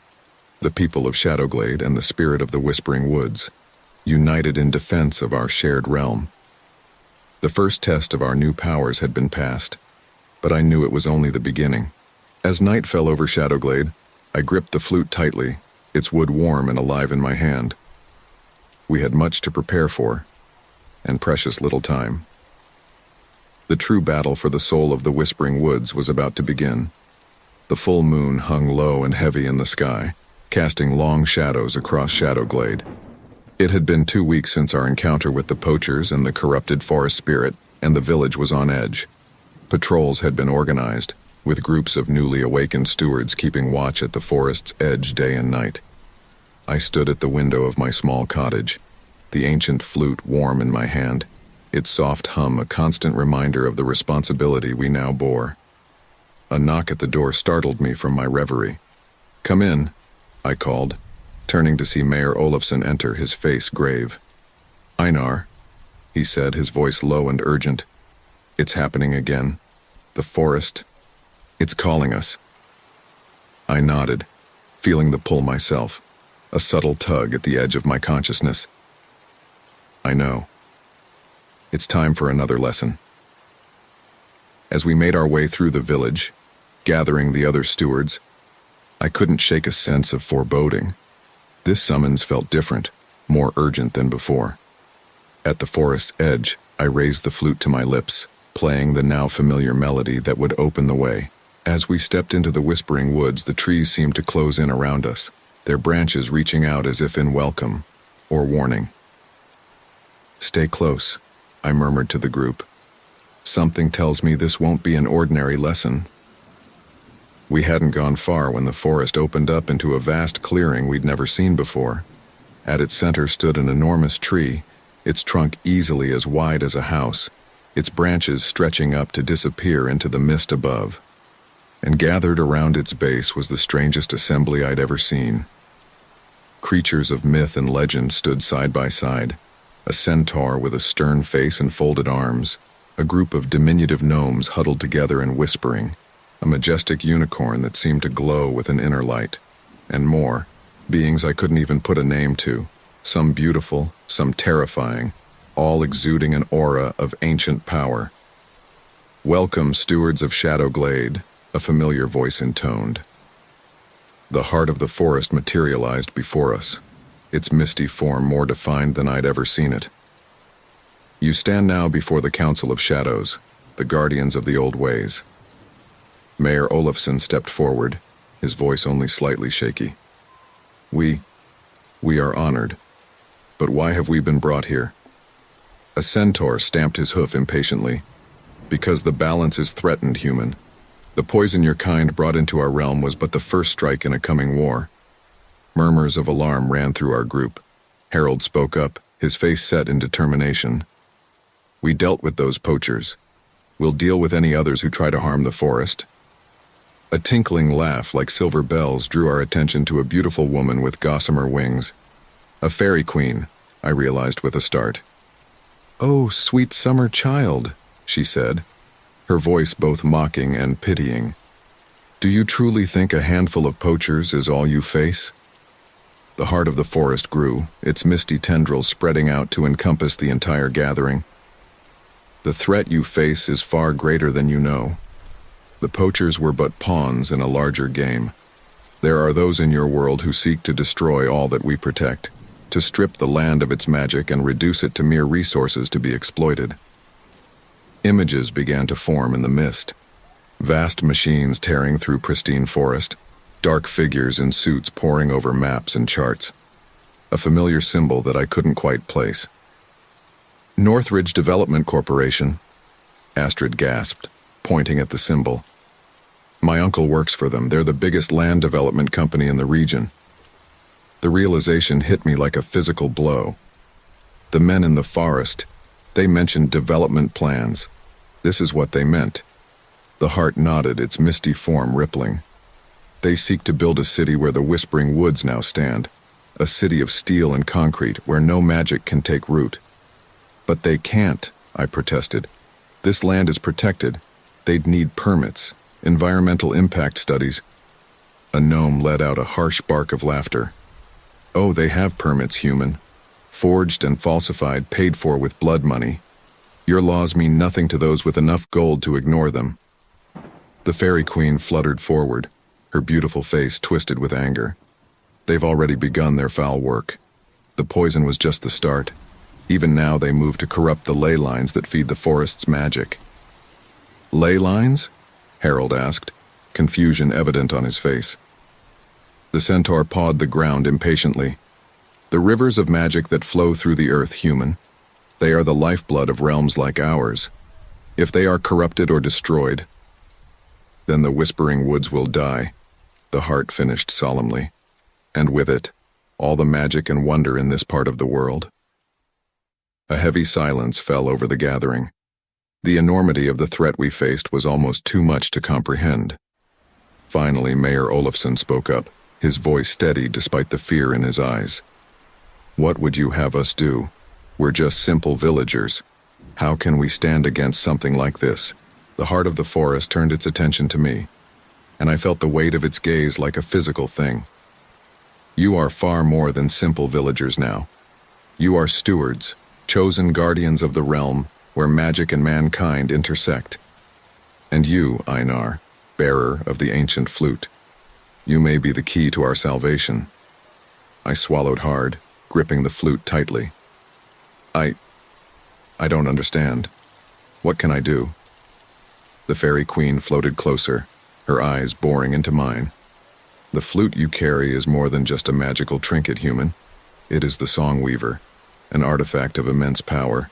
In the right hands, it can reshape reality itself." My mind reeled at her words. I looked down at the simple wooden flute in my hands with new eyes. "But how? I barely know how to use it." "That," the heart said, "is why we have brought you here. The time has come for you to learn the true extent of your powers and the full weight of your responsibility." Over the next several hours, the members of the council took turns instructing us. We learned of the intricate web of ley lines that crisscrossed the land, of the delicate balance between the magical and mundane worlds.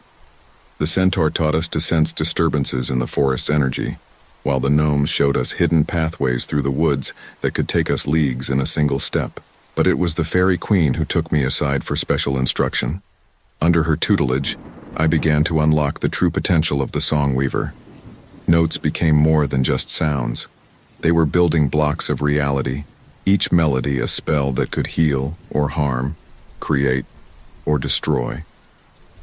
As dawn began to break, painting the misty clearing with soft golden light, the heart of the forest called for our attention once more. "You have learned much," it said, its voice filled with both pride and urgency. "But there is little time. Even now, the forces of Northridge development move against us. You must return to your village and prepare for what is to come." "But how?" I asked, feeling overwhelmed by all we had learned. "How can we stop something so big, so powerful?" The fairy queen placed a delicate hand on my arm, her touch sending a jolt of energy through me. "With courage, cunning, and the power of the song weaver. Remember, Einar, music is the language of creation itself.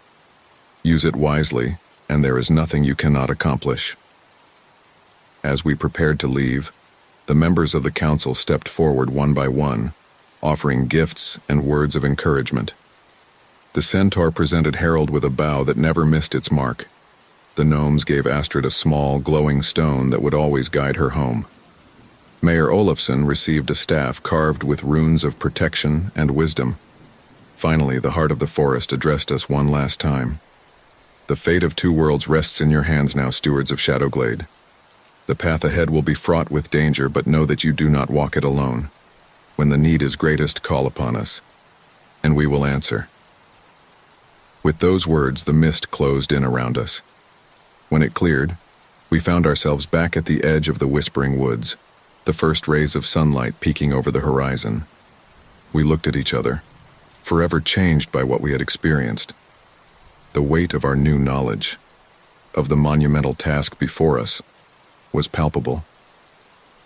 "What do we do now?" Astrid asked, her young voice trembling slightly. I gripped the songweaver tightly, feeling its power thrumming through me. "Now," I said, my voice firm with newfound resolve, "we prepare for war." As we walked back into Shadowglade, I knew that nothing would ever be the same. We were no longer just villagers living on the edge of a mysterious forest. We were guardians, protectors of a realm where magic and reality intertwined. And somewhere out there, forces were gathering that would stop at nothing to destroy everything we held dear. The sun rose higher, casting long shadows across the village. But for the first time, I wasn't afraid of the darkness. We had been given the tools, the knowledge, and the allies to face whatever came our way. The real challenge was just beginning, and I silently vowed that we would meet it head on. As we dispersed to begin our preparations, I felt a change in the air, a sense of anticipation, of destiny unfolding. The Whispering Woods had chosen us, and we would not let them down. Whatever trials lay ahead, whatever battles we would face them together. The stewards of Shadowglade, guardians of the last magical frontier. The days following our encounter with the Council of Shadows were a whirlwind of activity in Shadowglade. The village had transformed into a base of operations, with every resident playing a part in our preparations for the coming conflict. I stood at the edge of the village green, watching as Harold instructed a group of volunteers in archery. The centaur's enchanted bow gleamed in his hands as he demonstrated proper form. "Remember," he called out, "it's not just about aim. You're channeling the forest's energy through every arrow. Feel the connection." Nearby, Astrid sat cross-legged on the grass, surrounded by a circle of children. The glowing stone the gnomes had given her pulsed softly as she spoke. "Close your eyes and listen," she said, her young voice carrying an authority beyond her years. "The forest is always talking to us.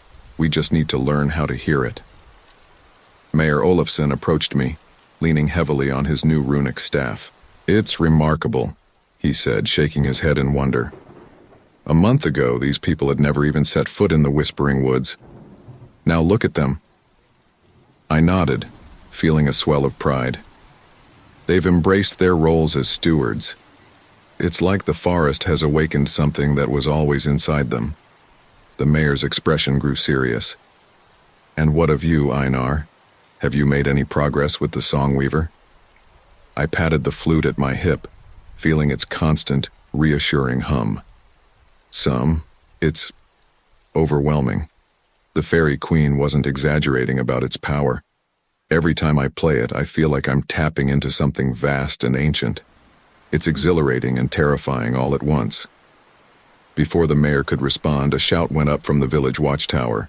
Riders approaching from the east. Instantly, the green was a flurry of activity. Children were ushered inside, while adults grabbed weapons and took up defensive positions. I climbed the watchtower, Mayor Olafsson close behind. From our vantage point, I could see a group of horsemen approaching along the main road. As they drew closer, I made out official-looking uniforms and a familiar logo on their saddlebags. "Northridge Development," I growled. "They're here." The mayor gripped his staff tightly. "So soon? We're not ready for this, Einar." I took a deep breath, steeling myself. Ready or not, it's happening. We need to face them head-on. Show them we're not going to be pushed around. As the riders entered the village, I descended the tower to meet them. The villagers parted to let me through, their faces a mix of fear and determination.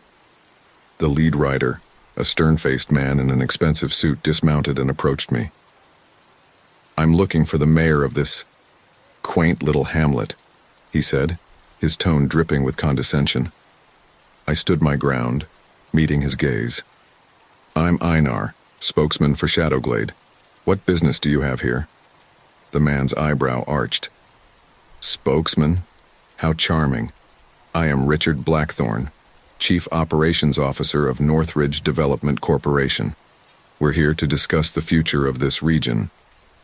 Mayor Olafsson stepped forward, his grip white-knuckled on his staff. "Any discussions about our region's future will include all of us, Mr. Blackthorn." Blackthorn's lips thinned in annoyance. "Very well. Is there somewhere we can speak privately?" I shook my head. "Whatever you have to say, you can say it here, in front of everyone." For a moment, Blackthorn looked like he might argue, but then he shrugged. "As you wish. I'll be blunt. Northridge Development has acquired the rights to develop this entire area. We have plans for a major urban center that will bring jobs and prosperity to this backward region." Murmurs of anger rippled through the crowd. Harold pushed his way forward, the enchanted bow in his hand. "And what of the Whispering Woods? What of our homes?" Blackthorn's smile was cold. "Progress requires sacrifice, I'm afraid. The forest will be cleared, of course. As for your village, well, I'm sure we can arrange for some quaint historical preservation. A charming tourist attraction, perhaps. The outrage was instant and vocal. Villagers shouted and shook their fists. I raised my hand for quiet, my voice cutting through the din. "You speak of rights and plans, Mr. Blackthorn," I said, struggling to keep my anger in check. "But this land is not yours to take. The Whispering Woods are ancient and protected. No development can take place here without proper environmental studies and local approval." Blackthorn's smile widened, becoming predatory. "Oh, but we have all the necessary approvals, signed and sealed by the highest authorities.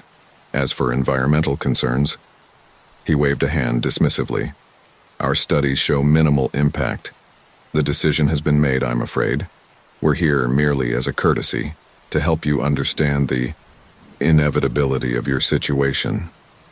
I felt a surge of power from the songweaver, responding to my rising emotions. Without thinking, I brought the flute to my lips and played a short, sharp melody. The notes hung in the air, shimmering with visible energy. Blackthorn's smug expression faltered as the wind picked up, swirling around us. Leaves and petals danced in the air, and for a moment I swore I saw shadowy figures moving at the edge of the woods. What is this?" Blackthorn stammered, taking a step back. I lowered the flute, fixing him with a steady gaze. "This is the power you're trying to destroy, Mr. Blackthorn. The Whispering Woods are more than just trees. They're alive, aware, and under our protection. Your studies and approvals mean nothing here." For a moment, fear flashed across Blackthorn's face. Then his expression hardened. "Parlor tricks and superstition. It changes nothing. We have the law on our side, and if you resist, you'll be removed. By force, if necessary." Mayor Olafsson stepped forward, his voice ringing with authority. "You speak of law, Mr. Blackthorn, but we know your approvals are built on lies and bribery. We will fight you every step of the way, in the courts, in the media, and if necessary, on this very ground." Blackthorn's face flushed with anger. "You're making a grave mistake. Northridge development is not a company to be trifled with. We have resources you can't imagine. And we have allies you can't begin to comprehend," I retorted. "Leave now, Mr. Blackthorn, and take a message back to your superiors. The Whispering Woods are not for sale, not for development, not for any price. We stand as their guardians, and we will not be moved." For a tense moment, I thought Blackthorn might order his men to attack. But then he turned on his heel, mounting his horse with barely contained fury. "This isn't over," he spat. "You've made a powerful enemy today. Enjoy your quaint little village while you can. Soon it will be nothing but a memory." As the riders galloped away, a cheer went up from the villagers. But I felt no jubilation. I knew this was only the opening move in a much larger game. Mayor Olafsson placed a hand on my shoulder. "You did well, Einar, but I fear we've just stirred up a hornet's nest." I nodded grimly. "They'll be back, and in greater numbers. We need to be ready." As if in response to my words, a cold wind blew in from the forest, carrying with it the scent of loam and magic. I turned to see mist gathering at the tree line, taking the shape of the heart of the forest. "The battle lines are drawn," it intoned, its voice echoing in our minds. "But remember, young stewards, this conflict will not be won through force of arms alone. The true war will be fought in the hearts and minds of those who have forgotten the old ways." Astrid stepped forward, the gnome's stone glowing brightly in her hand. "What do you mean? How can we fight something we can't see or touch?" The heart's misty form rippled. "The poison that threatens the Whispering Woods is not just in the chemicals your enemies wield. It is in the belief that the natural world is something to be conquered, rather than cherished. To win this war, you must remind the world of what it means to live in harmony with the land." I gripped the songweaver tightly, feeling its power pulse in response to the heart's words. "How?" "We're just one small village." "But you have a voice," the heart replied. "And with the songweaver, that voice can reach farther than you know. Sing the song of the forest, Einar. Let its music touch the souls of those who have forgotten how to listen." With those cryptic words, the heart faded back into the mist, leaving us to ponder its message. As the villagers dispersed, talking excitedly about our confrontation with Blackthorn, I stood at the edge of the woods, lost in thought. The songweaver hummed softly, and I could almost hear melodies on the wind, the forest's song, waiting to be given voice. Mayor Olafsson joined me, his face etched with concern. "What are you thinking, Einar?" I turned to him, a plan already forming in my mind. "I'm thinking it's time we stopped hiding. The heart is right. We need to remind the world of what's at stake. It's time to take our story beyond Shadowglade." The mayor nodded slowly. "A dangerous move, but perhaps a necessary one. What do you propose?" I looked out over the village, seeing not just the people but the threads of magic that now connected us all to the Whispering Woods. "We invite the world in, show them the wonder and magic they've forgotten. And if Northridge Development wants a fight, well, we'll give them one they'll never forget." As the sun began to set, casting long shadows across Shadowglade, I felt a sense of both trepidation and excitement. We stood on the brink of a conflict that would determine not just the fate of our village, but the future of an entire realm of magic and mystery. The gathering storm was upon us, but armed with the Songweaver, supported by allies both seen and unseen, we would face it head-on. The battle for the Whispering Woods had begun, and its song would soon echo across the whirl. The dawn broke over Shadowglade, painting the sky in hues of lavender and gold. I stood at the edge of the village, the Songweaver in my hands, watching as a stream of vehicles wound their way along the narrow road leading to our home. Our invitation to the world had been answered, and now journalists, environmental activists, and curious onlookers were pouring in to see the magic of the Whispering Woods for themselves. Mayor Olafsson approached, his face a mix of excitement and trepidation. "Are you sure about this, Einar? Once we do this, there's no going back." I nodded, feeling the weight of responsibility settle on my shoulders. "We have to try, Mayor. It's like the heart said. We need to remind people of what they've forgotten." As the first reporters began to set up their equipment, I saw Harold and Astrid leading a group towards the forest's edge. Harold caught my eye and gave a slight nod. Everything was ready. I stepped forward, facing the growing crowd. Cameras flashed, and I could see skepticism on many faces. Taking a deep breath, I raised the Songweaver to my lips. The melody that poured forth was unlike anything I'd played before. It was the voice of the forest itself, ancient, powerful, and achingly beautiful. As the notes hung in the air, shimmering with visible energy, gasps of wonder rippled through the crowd. Before their astonished eyes, the edge of the Whispering Woods began to transform. Flowers bloomed in fast forward, their petals unfurling in a riot of color. Vines spiraled up from the ground, weaving themselves into intricate patterns. And then, stepping from between the trees, came our allies. A majestic centaur emerged, his coat gleaming in the morning light. A group of gnomes scampered out, their eyes twinkling with mischief. And floating above them all, radiating an otherworldly beauty, was the Fairy Queen. "Ladies and gentlemen," I said, lowering the flute, "welcome to the Whispering Woods." For a moment, there was stunned silence. Then the air erupted with questions, exclamations, and the furious clicking of cameras. Is this some kind of hoax? Are those real magical creatures? What was that music? The Fairy Queen floated forward, her voice like tinkling bells. "This is no trick, mortals. You stand at the threshold of a world your kind has long forgotten, a world of magic, wonder, and ancient power." A woman pushed to the front of the crowd, her press badge identifying her as a reporter from a major news network. "Who are you? What is this place?" I stepped forward. "My name is Einar, and I am a steward of the Whispering Woods. This forest is one of the last bastions of true magic in your world, and it is under threat." The reporter's eyes widened. "Threat? From what?" "From those who would destroy it in the name of progress," Harold interjected, his voice carrying over the murmurs of the crowd. Northridge Development plans to raze this entire forest, to build a city of concrete and steel where this magic now thrives. Astrid piped up, her young voice filled with passion. They want to poison the land, to kill the magic. We can't let that happen. The crowd began to stir, a mix of disbelief and growing concern on their faces. I could see the spark of wonder in their eyes, the long-forgotten connection to the natural world beginning to reawaken. Suddenly, a commotion at the back of the gathering caught everyone's attention. A group of men in suits was pushing their way through, led by a familiar face, Richard Blackthorne. "This is preposterous," he shouted, his face red with anger.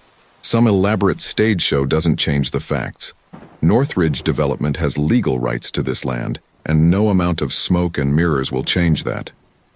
The Fairy Queen turned to him, her ethereal beauty hardening into something more dangerous. "You speak of rights, mortal?